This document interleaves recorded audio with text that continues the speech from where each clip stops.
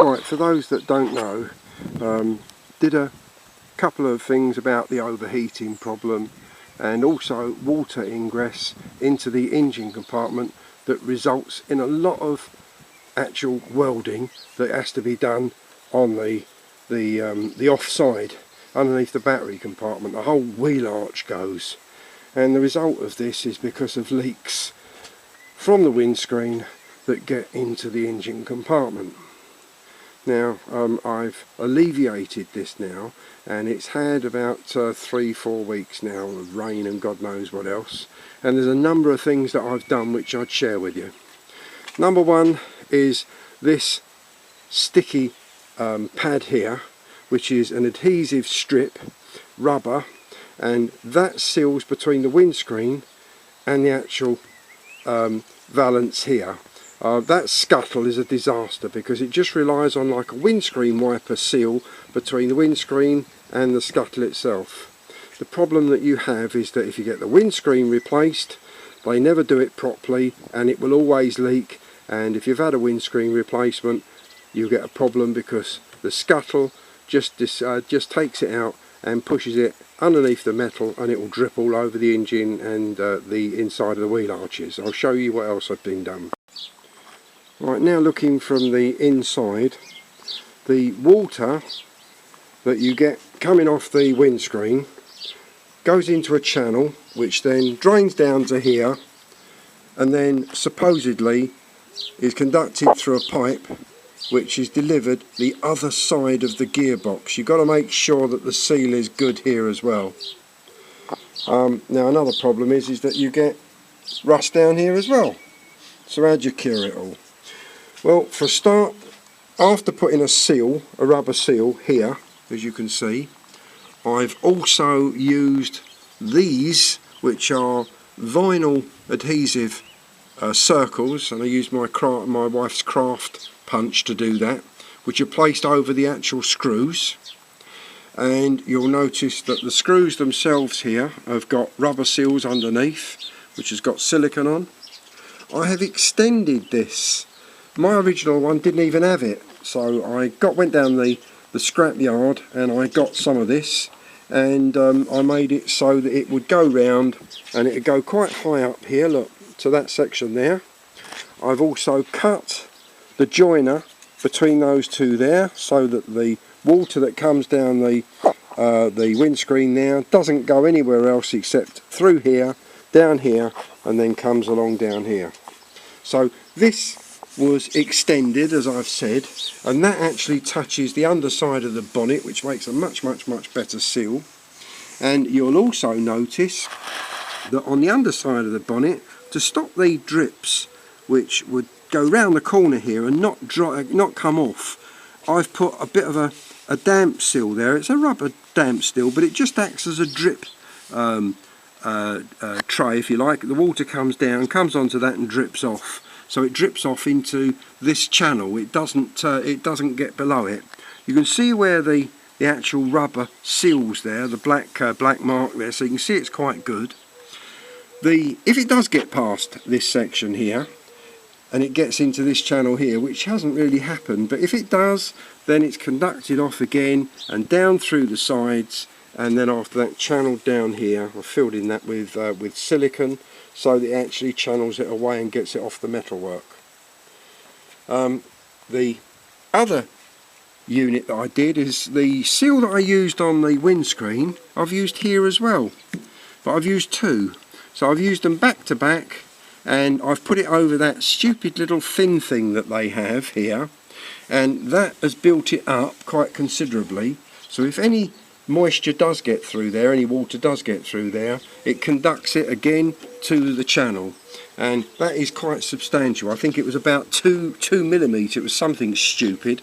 So I've done that as well, and again it's conducted away, down, and then down here in front of the lights, which I did quite some time ago, and now I get no water ingress into the engine at all.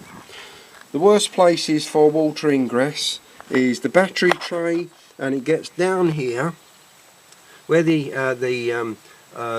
engine mount is, and then it gets splashes, goes in there and it rusts that out.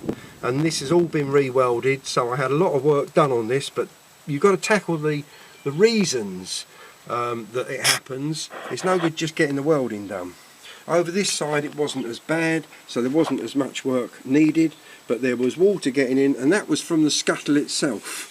And I've had the scuttle off, and I've blanked the bottom section of this, made up a new seal, and the seal now is quite good. It's a rubber seal that I've used there, and also as a guide I've put these here to stop any water dripping back here, and it gets off the channel and goes down. Everything is quite simple and straightforward, but now it works.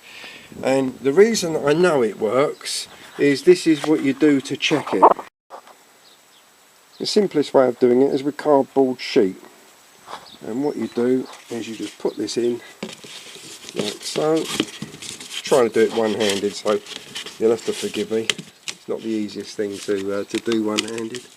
And all you do is you get this in and you place it over the top like that, and you do the same with the edge here and also with the section over there. Right, another bit there, just do a rough cut and get it in there. All you got to do is get it in there like that. It'll turn round eventually, and once you've done that, there we go. Any water that you get coming on these areas will wet that, and you'll see where it's dripping down, and you'll see whereabouts up here that you've got to tackle. With mine it was pretty much even all over, and it had been doing it for years, and of course that was all rotted out.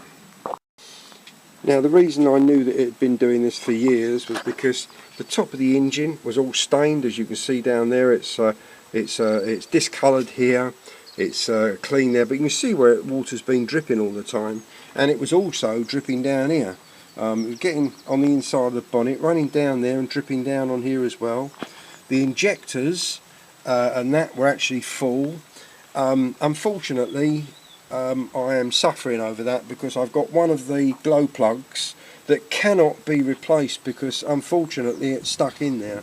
So the choice that I've got is either leave it alone, which I've done. So I've got 3 glow plugs that are good. One of them's gone but can't get it out, so best is to leave it alone. So that's what I've done to solve the issue here, and I've now got no more leaks getting into the engine compartment at all.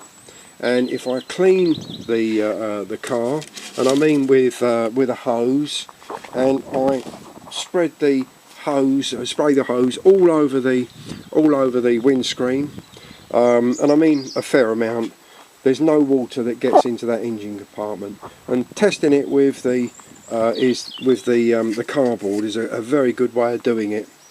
Keep your engine as clean as you can, because you never know, it does help you spot problems too. So if you get an issue, it will give you an indication of what's going on. Another thing to do as well is if you spray the slave cylinder, the brake vacuum up there, that will stop it from rusting. Just put some white spirit and some gear oil in there, mix it up, and then just give it a quick spray on, and that saves all the problems with the corrosion on there. It's always a good way to do.